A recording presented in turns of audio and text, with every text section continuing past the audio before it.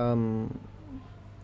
សួស្តីនេះយើងអញ្ចឹងថ្ងៃនេះយើងចូលនៅមេរៀនថ្មីតាក់ទងនឹងពីមូលដ្ឋានគ្រឹះខ្លះៗតាក់ទងនឹង Instagram អញ្ចឹងក៏សូមអធិស្ឋានការលេតមេរៀនដោយសារតែមេរៀនយើងមុនយើងប្រើអត់កើតដោយសារជាធម្មតាFacebook YouTube ក៏ដោយអីក៏ដោយយើងធ្វើតែម្នាក់ឬក៏ក្នុង1%នៃ100%ទេជាសរុបរួមមកមានថា Facebook ឬក៏យរុំឲ្យតែតាក់ទងប្រព័ន្ធព័ត៌មានវិទ្យាទាំងអស់ហ្នឹងឬក៏បណ្ដាញសង្គមទាំងអស់ហ្នឹងវាអាប់ដេតជានិយាយរួមមួយម៉ាត់ឲ្យខ្លីទៅវាអាប់ដេតជាវិនាទីអញ្ចឹងពេលខ្លះមេរៀនខ្លះយើងប្រើបានតែកំឡុងប្រពេលហ្នឹងទេតែដល់ពេលទៅមុខទៀតវាប្រើឡើងកើតអញ្ចឹងសួរថាបងត្រូវធ្វើម៉េច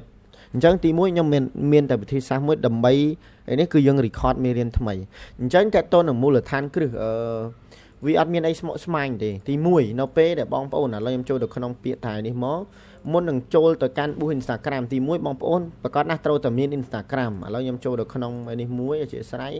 ខ្ញុំសុំយក mail របស់ខ្ញុំមួយតើតើនឹង presentation មួយងាយនឹងស្ដាប់ងាយនឹងធ្វើទេឥឡូវខ្ញុំចូលក្នុង presentation ណាមួយ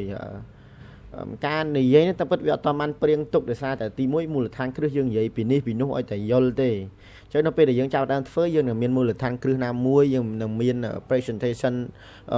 list ច្បាស់លាស់សម្រាប់ពួកគាត់អូខេអញ្ចឹងទី1ដើម្បី boost Instagram បានបងប្អូនគួរតែធ្វើម៉េចទី1បងប្អូនត្រូវតែមាន account Instagram មានថា account account មួយ account account IG ឥឡូវខ្ញុំចូលបូកទៀតទី2ទី3ទី2បងប្អូនត្រូវតែមានអីគេ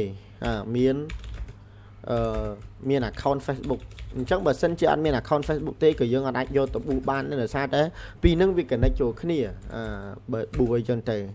ទី3ត្រូវតែមានព័ត៌មានដូចជាលេខGmail ឬក៏ព័ត៌មានឬក៏ WhatsApp និយាយថា WhatsApp មួយ mail ពីច្រើនវាប្រើប្រាស់ជាមួយនឹង WhatsApp ច្រើន WhatsApp ទី4សំខាន់បំផុតនឹងគឺជាស្អីBM add account អូខេអញ្ចឹងទី4អញ្ចឹងអានឹងចំណុចទី4ដែលសំខាន់ជាងគេគឺទី4ហើយទី5អីគេ product test មានថាផលិតផលយើងចេះផងផលិតផលសម្រាប់តេស្តអញ្ចឹង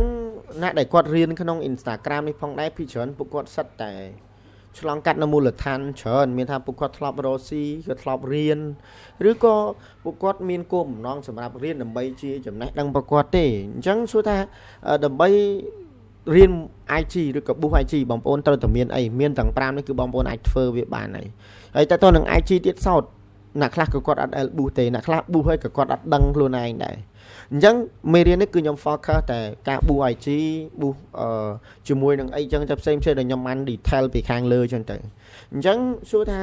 បងដើម្បីចាប់ផ្ដើមវាមានអីគេខ្លះនេះទាំង5នេះគឺអាចចាប់ផ្ដើមមួយវាបានហើយអញ្ចឹងគោលបំណង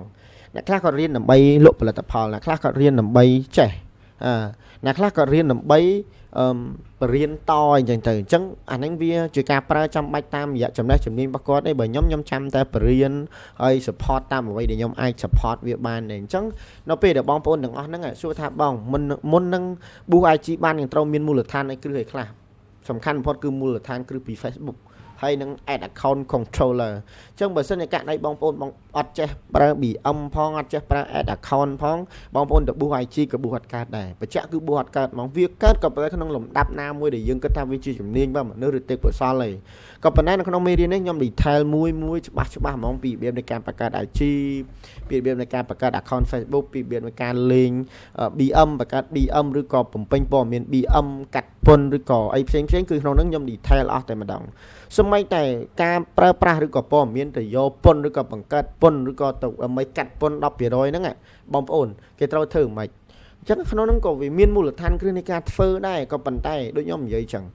ត្រូវតែមានមូលដ្ឋានគ្រឹះ1 2 3 4 5លេខរៀងនឹងឯងអញ្ចឹងបើសិនជាករណីបងប្អូនអត់តន់រៀនពីមូលដ្ឋានគ្រឹះណាមួយទេបងប្អូនប្រកាសជាធ្វើវាអត់បានទេ